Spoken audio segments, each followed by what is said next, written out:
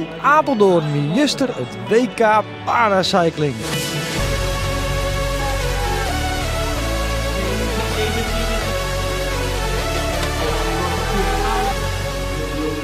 Tristan Bangma is een van de Friese deelnemers. Zijn dream is om hier op het WK in eigen land een gouden medaille te winnen.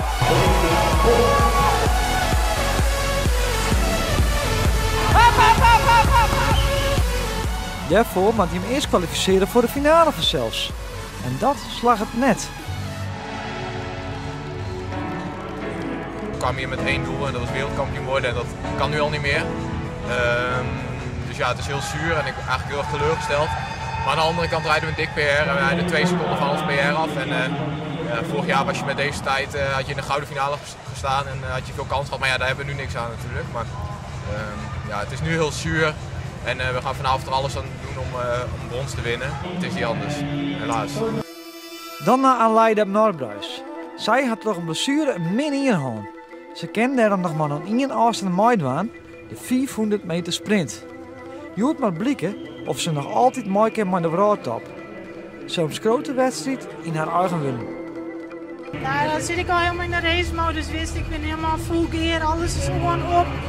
En ik ben alleen nog maar bezig met het proces richting de race. Neem plak op de stultjes. En ja, dan zit ik in Sanko Con, dan richt ik alleen nog maar op mijn taak. En dat is trouwens zo hard mogelijk rammen. Ik weet wat ik dwam had. En ja, daar ben ik alleen nog maar mee bezig. En dan eerst die piepjes. Ja. Dan in de motor al oorzetjes maar, dan was alleen nog even vertrekken. Ja, dan was ook mogelijk op gaspedaal trappen en hopen dat hij zo lang mogelijk diep indruk houden is. Dus alleen nog maar bezig met beuken en proberen te denken van ik ga troffen sneller, alles jambloeien, net verzwakken en op het moment dat het zwier werd, dan was het echt mentaal alle zeilen bijzetten om voor die binnen te vechten. Go, voor de finish. Voor de finish is het nog.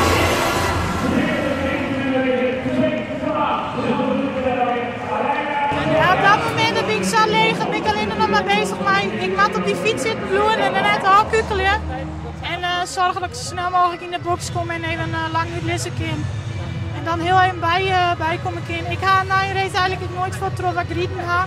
Wat mijn tieren winnen. Ik weet wel of het goed genoeg is voor de winst of net. Maar ja, hoe het hele proces op dat moment best gaat, dan moet ik later hoe nadenken en waarom redeneren. De rit is uiteindelijk goed voor een zilveren plak. Dat zorgt bij Aleida voor Mixte gevoelens. Hier kom je maar voor één ding en dat is winnen. Dat is hoe het net lukt. Maar ja, wat hoe het wel lukt is dat ik zie in kind dat ik nog steeds bij de wereldtop beheer. En dit we naar het proces in en dan is dit een hele mooie eerste stap om weer terug te vechten naar de 10 jaar nodig ben om mij te doen voor het goud in Tokio.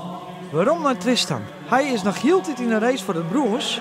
En het mooie van een WK in een eigen land is dat je familie je in die street stiepje kent. Ah, goeie! En dit is de Tristan fanclub? Ja, alles bij me komen. Ja? En met gelaten en met alles. Ja, dat is Tristan zijn zus. Oké, fietsto ik? Nou ja, naar de bushalte. Ja, daar kom ik net, ja. Oh, daar is iets in hem. Die staat er echt naar bij. Oh ja. Ja, kom er echt maar even bij. En hij heeft er nog wat vertrouwen in dat het goed komt straks, mooi broers? Tuurlijk. Niet voor de bronsplaak, ja.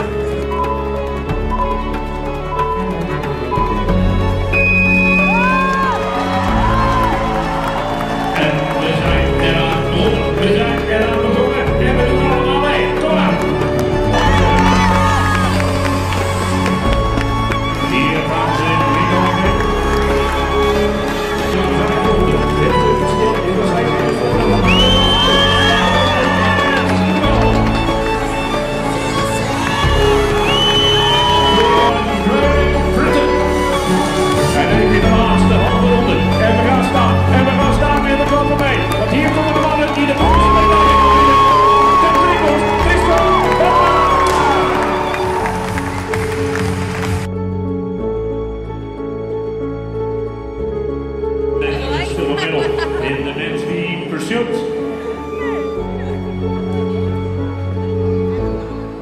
Pink je nog toch en de tratie vet? Ja, tuurlijk. Ja, was het verschil slechts Het is toch mooi. 500ste. Ja. Wat zegt hij? Toch die bronzen Jawel, plak, geweldig. 500 Ja. zou de race voor gold and silver. Faster as the riders from Poland. Hup! Ja! Nou, hoe is het, jongen? Nee, ja, goed. We hebben het brons gewonnen, dus ja, als je wint heb je toch iets minder pijn, denk ik. Vanochtend net niet hard genoeg. Maar nou ja, dit maakt het toch wel weer een beetje goed de dag. Timo Frans, Vincent Scheur, Netherlands. And Poland with Michael Lados and Martin